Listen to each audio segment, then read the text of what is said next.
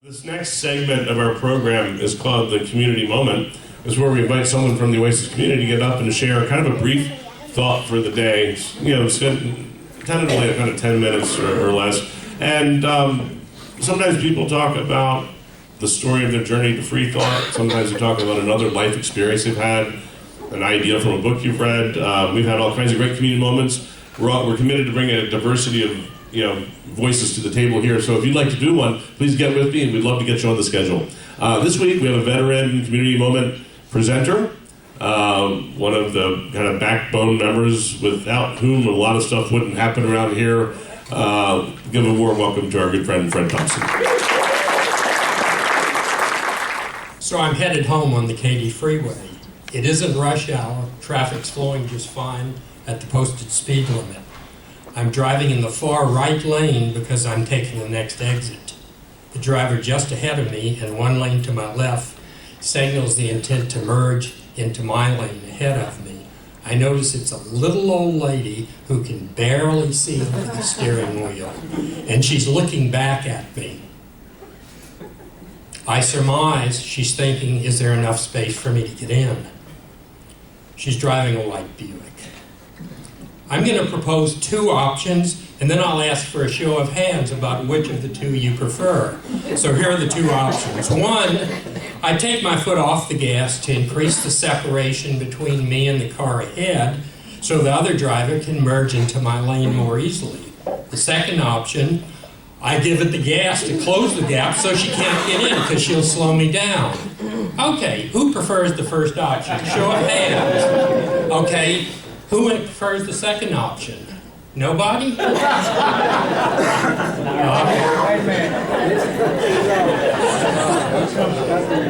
choice you just made may indicate something important about the values that drive your relationship with others, including your loved ones, the people you work with, your fellow Oasians, and even people you don't know and will never see again, like the little old lady in the white Buick. In his 7 Habits of Highly Effective People, Stephen Covey coined the idea of a scarcity mindset, which is founded on the belief that life is a zero-sum game.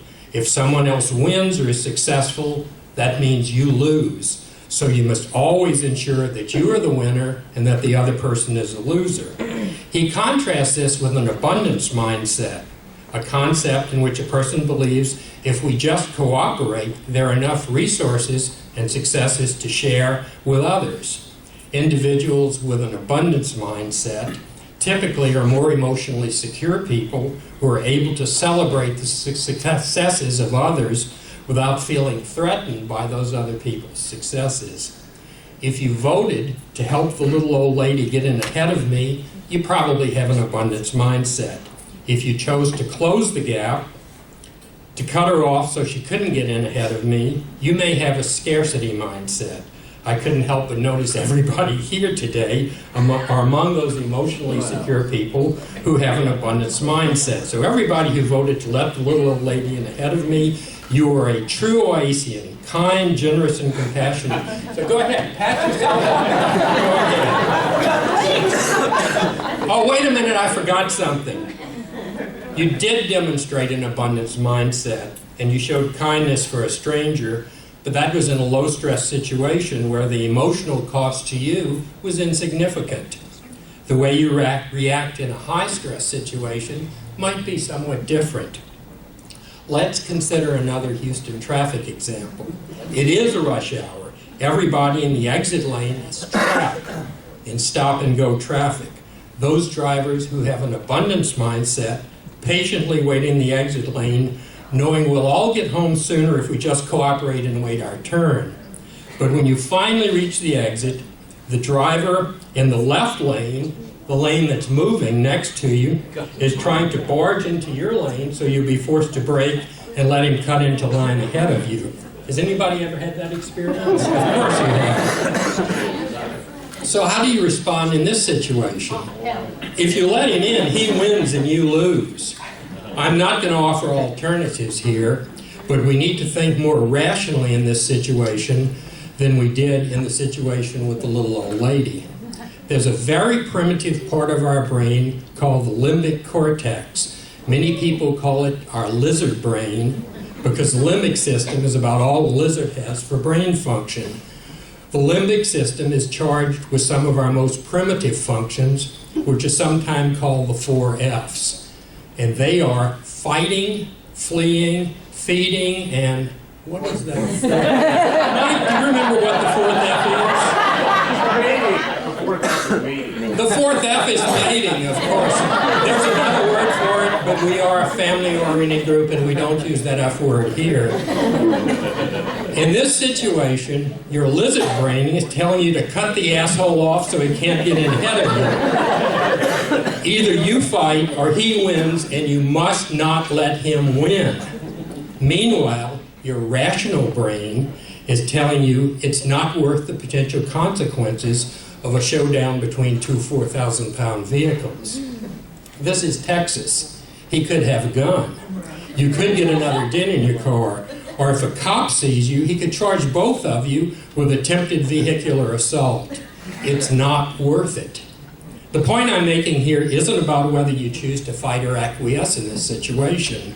The point I want you to remember from this narrative is that the abundance scarcity mindset isn't an either-or situation. We're all on a continuum somewhere between those two extremes. Where we fall on that continuum at any given moment can be influenced by situations that are beyond our control and that are imposed on us by others.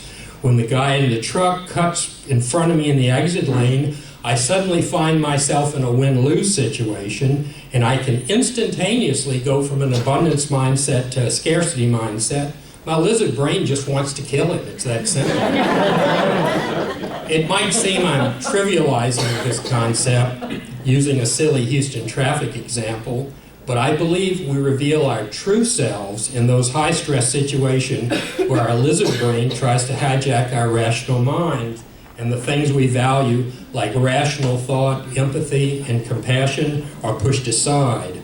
I may be ideologically committed to the abundance mindset, but it's how I react when faced with the worst traffic situation, or how I react when I'm fighting with my wife, and we're in a heated argument that reveals who and what I really am. And I'm going to digress for just a second. My wife and I just celebrated our 49th anniversary, and you wonder how can two people stay together so long and still really like each other? It's because they have really good fights, but we know how to fight. We follow the rules. So today's intended learning is this. If you want to be the best person that you can be, if you want to become more fully human, you have got to get in touch with what you really value and what kind of person you want to be before you find yourself in that high-stress situation. And then when the high-stress situation happens, you can draw on that knowledge to moderate your lizard brain's worst impulses and guide you to a rational and constructive response that's consistent with your values. So be prepared for the guy in the big Ford F-350 4x4 pickup truck with the Donald Trump bumper sticker. In his mind, he's a winner, and that makes you a loser. He's out there on the freeway headed toward your exit. He does have a scarcity mindset. He is a narcissistic asshole. And he will cut you off just as you reach the front of the line. We already know what he is. It's how you react that reveals who and what you really are.